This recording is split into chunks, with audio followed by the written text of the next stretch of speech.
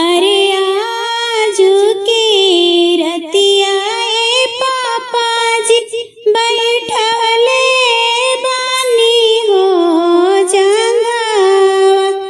अरे कौनी कारण वे पापा जी कैनी दिया हो दाना। अरे आज के रतिया बैठले बड़ा माड़ौआ।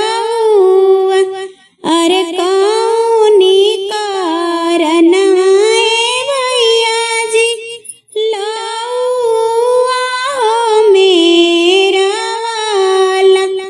अरे कौनी कारण भैया जी लौआ हो मेरा वाला।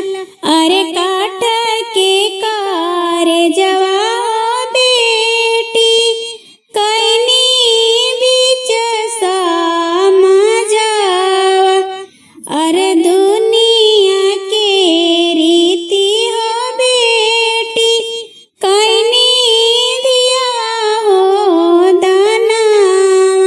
अरे पत्थर के कारे जवा बहिनी बनवले बानी समझावा।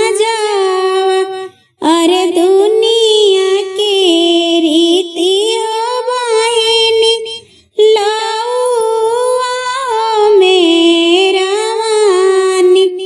अहो दुनिया के रीति हो बहिनी लौआ हो मेरा वानी।